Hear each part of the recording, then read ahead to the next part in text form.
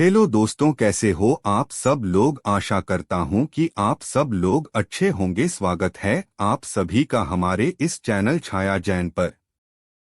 24 फरवरी 2024 माघ मास की पूर्णिमा तिथि के दिन की रात। सोने से पहले दिया का यह उपाय करेगा आपको धनवान। यह एक अद्भुत उपाय है। इस पवित्र मौके पर माता लक्ष्मी जी के आशीर्वाद से ही नहीं, बल्कि आपके जीवन में धन की वृद्धि होगी और आप करोड़पति बन जाएंगे। आपका घर खुशियों से भर जाएगा और आपकी सभी मनोकामनाएं पूरी होंगी।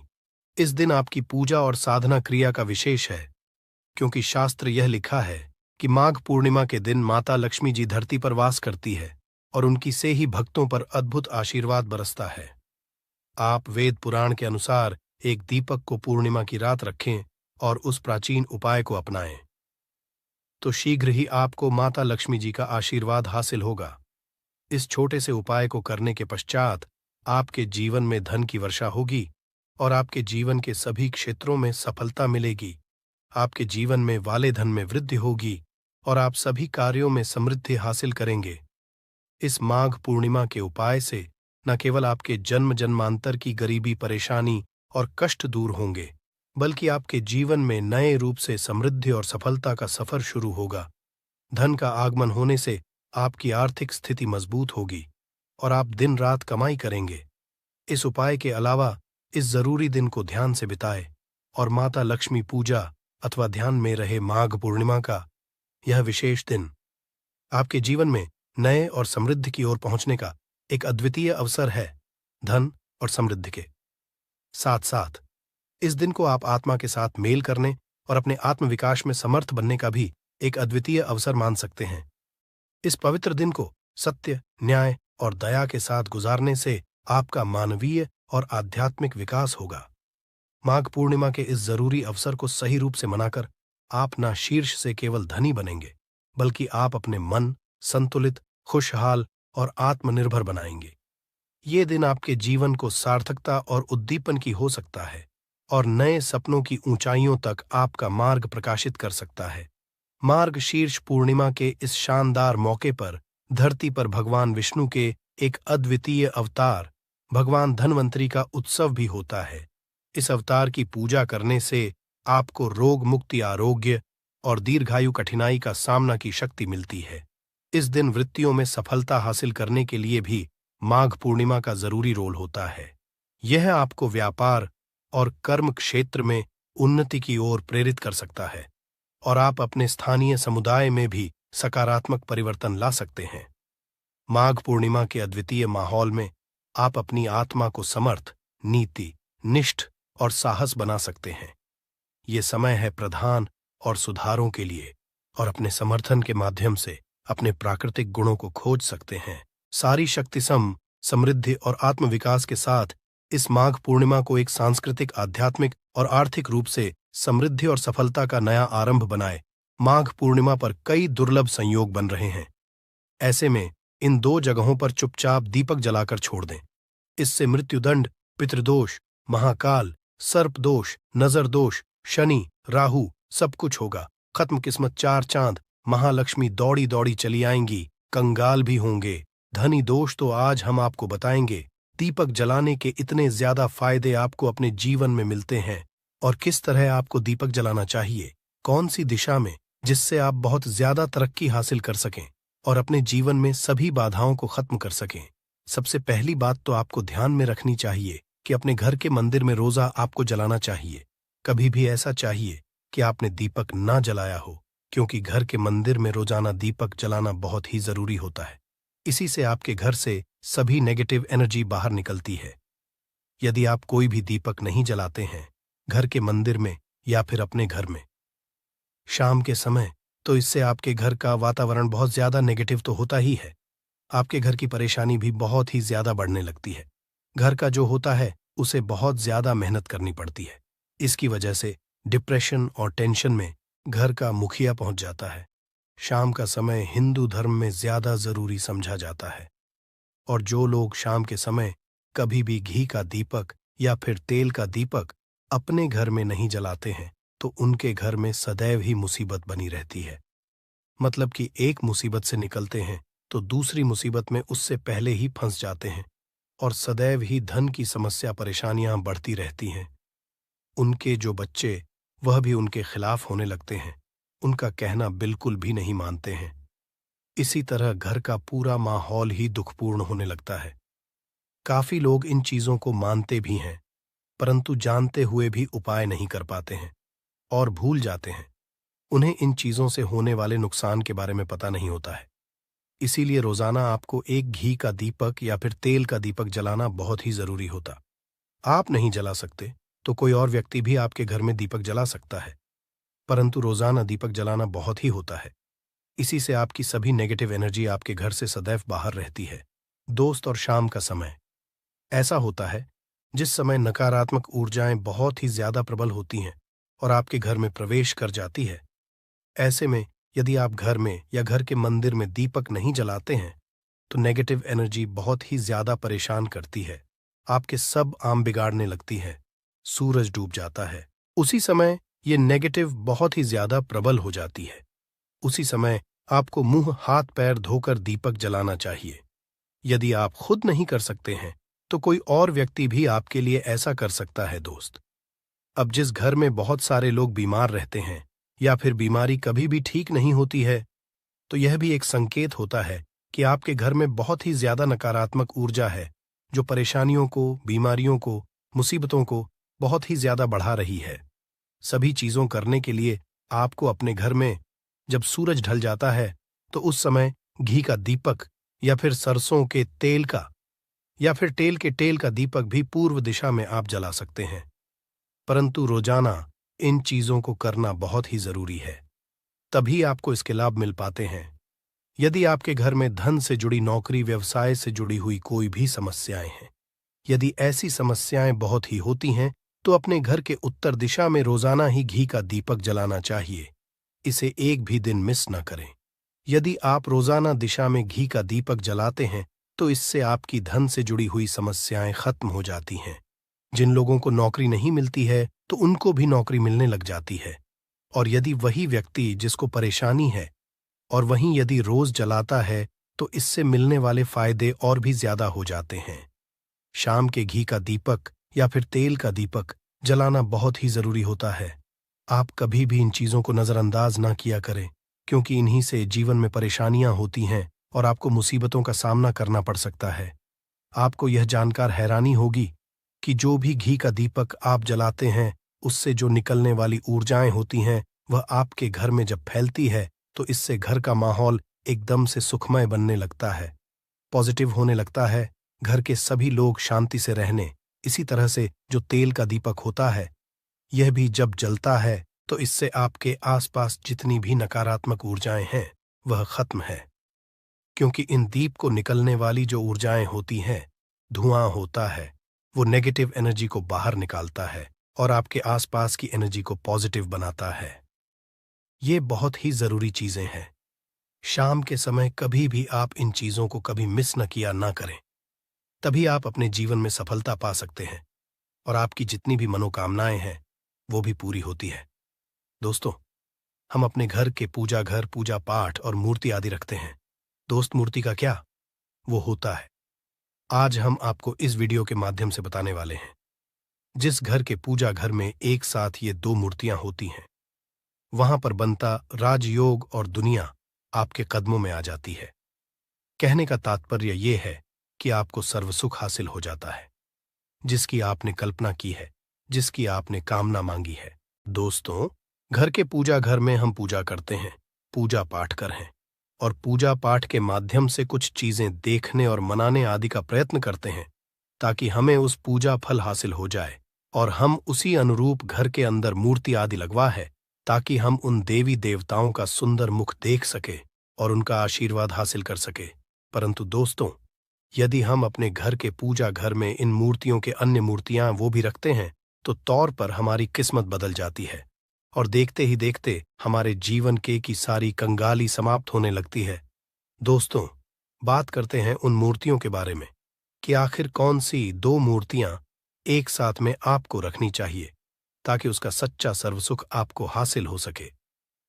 सबसे पहले हम किसी मूर्ति की बात करें तो दोस्तों, यदि आप श्री कृष्ण के भक्त हैं और बाल गोपाल मूर्ति रखते हैं, तब आपको भगवान कृष्णा के साथ माता रानी राधा जी की मूर्ति भी आपको जरूर रखनी चाहिए।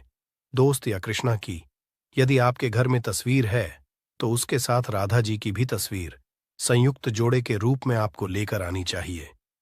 दोस्तों, यह प्रेम और एकता की एक ऐसी अनोखी मिसाल है कि जिस घर इन दोनों की तस्वीरें होती हैं तो समझ लीजिए उस घर के अंदर भी तरह का ग्रह क्लैश नहीं होता है। दोस्त और पति पत्नी परिवारजनों के बीच परस्पर प्रेम रहता है और घर में धन धान्य में अपने आप ही वृद्धि होती है।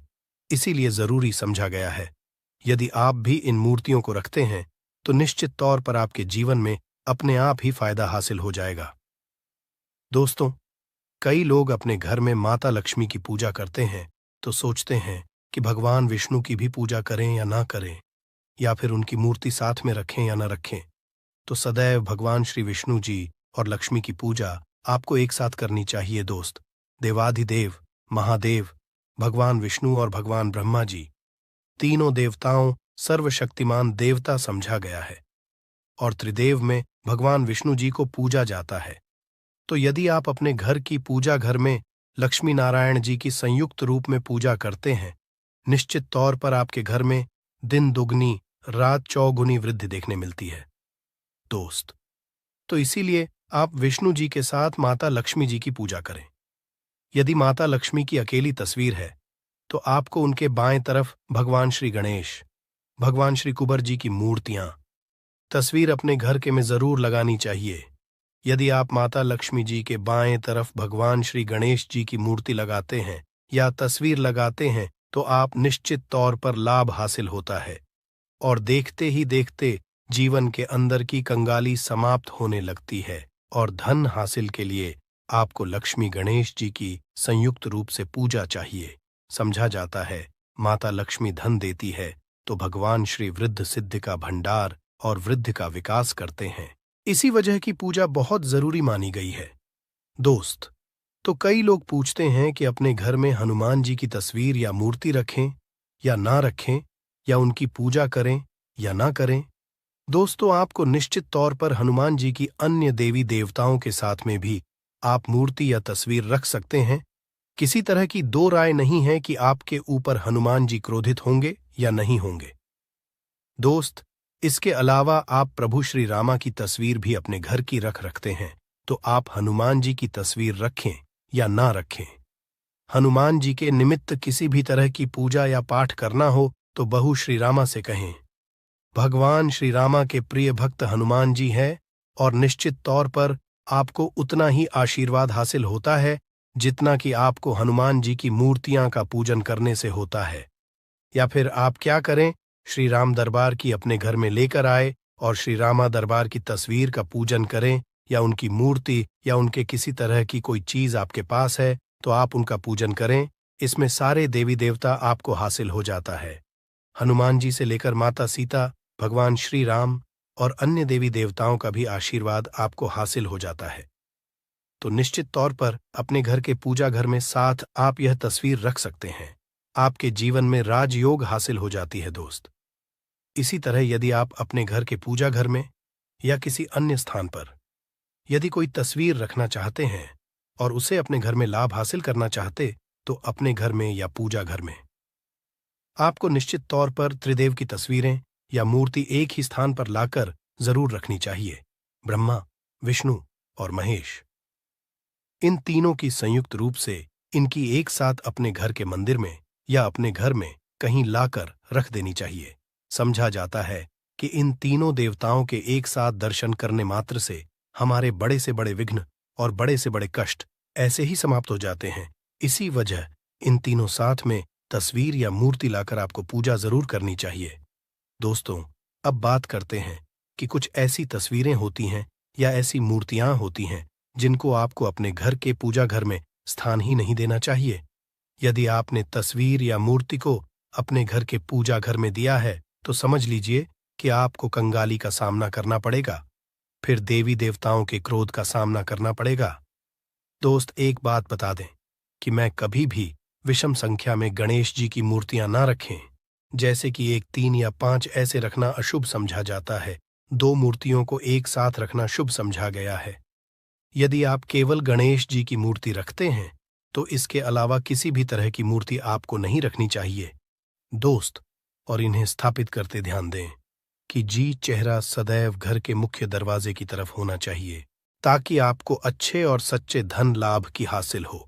और इस घर अंगूठे से बड़े आकार का शिवलिंग आपको भूलकर भी नहीं रखना चाहिए। सदैव एक छोटा सा शिवलिंग रखें, और इससे ज्यादा शिवलिंग आपको नहीं रखना चाहिए दोस्त।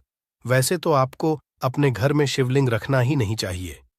उसके पश्चात भी यदि आप रखते हैं तो अंगूठे के आकार से बड़ा शिवलिंग आप नहीं रखना चाहिए। आप छोटा रख दें, और ध्यान रखें कि एक से ज्यादा शिवलिंग आपको भूलकर भी नहीं रखने हैं। यदि आप रखते हैं तो शिवलिंग के ऊपर आपको तुलसी भूलकर भी अर्पित नहीं करना चाहिए। यदि आपने शिवलिंग रख लिया है और उस पर तुलसी अर्पण कर दी है तो देवी देवताओं के क्रोध का आपको सामना करना पड़ेगा दोस्त। मंदिर में सदैव यदि आप हनुमान जी की तस्वीर रखना चाहते हैं, आप हनुमान जी के अनन्य भक्त हैं, तो बैठे हुए की मूर्ति ही रखें। बजरंग बली रुद्र भगवान शिव के अवतार हैं, उनकी भी शिवलिंग की तरह ही रखें। साथ जो पति पत्नी होते हैं, वैवाहिक आपने नया स्टार्ट किया है तो हनुमान जी की मूर्ति या तस्वीर अपने कमरे में, अपने बेडरूम में आपको भूलकर भी नहीं रखनी चाहिए। अन्यथा आपको आपके जीवन में कई तरह के दोषों का सामना करना पड़ता है दोस्तों। हनुमान जी ब्रह्मचारी हैं, तो इस बात का आपको ध्यान रखना चाहिए दोस्तों। राधा कृष्ण की यदि आप जैसे अपने शयन कक्ष में सोते हैं और वह आपके के सामने की तरफ रखी है कि जैसे कि आप सुबह उठे और आपको उठते ही पहले उनके दर्शन हो जाए, तो समझ लीजिए कि आपका जीवन मालामाल होने वाला है। किसी भी तरह का कोई धुआं, धन की चिंता आपके जीवन में नहीं रहेगी दोस्त।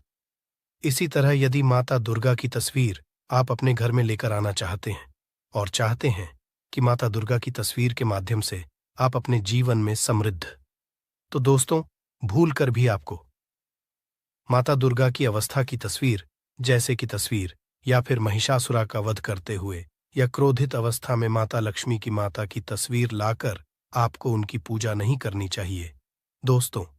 सदैव शांत और सुंदर मुख वाली तस्वीर ही अपने घर के अंदर लाकर पूजा करनी चाहिए। बहुत ही शुभ और मंगलकारी समझा जाता है दोस्त। इस बात का ध्यान रखें कि यदि आप अपने घर में मूर्तियां रखते हैं तो आपको भूल कर भी टूटे हुए हैं चावल नहीं चढ़ाने चाहिए। आप हल्दी में चावल को पीला करके ही वह चावल चढ़ाएं, परंतु टूटे हुए चावल आपको भूलकर भी माता लक्ष्मी को या अपने घर में देवी देवता को नहीं चढ़ाने चाहिए दोस्त। तरह इस बात का भी ध्यान रखें कि अपने घर के मृत परिजनों या पूर्वजों को मंदिर में स्थापित ना करें। ऐसा करना अशुभ समझा जाता है, और यदि आप ऐसा लगातार कर रहे हैं तो निश्चित तौर पर आपके परिवार के ऊपर दोष लग सकता और पितरों का भी दोष लग सकता है। पूजा एक अलग स्थान पर की जाती है, घर के मंदिर में उनको स्थापित नहीं किया जाता है दोस्त। तो इसी तरह भगवान भैरव की तस्वीर या भगवान शनिदेव की राहु केतु इस तरह की अपने घर में ही नहीं लेनी चाहिए। प्रतीकात्मक रूप से आप घर के पानी रखने के स्थान पर उनकी पूजा कर सकते हैं, क्योंकि इनकी साधना तंत्र मंत्र और विशेष महत्व द्वारा की जाती है। घर के अंदर आप इनकी पूजा पाठ आप नहीं कर सकते। इनकी पूजा में यदि किसी तरह की कमी रह जाती है तो उनको बहुत ज्यादा क्रोध आ जाता है। इनके क्रोध का आपको सामना करना पड़ता है। इसी वजह से आपको इस तरह की या मूर्तियां अपने घर के अंदर नहीं रखना चाहिए। और जो पहले हमने आपको बताया उस तरह की तस्वीर तो निश्चित तौर पर आप रखकर अपने जीवन में फायदा हासिल कर सकते हैं।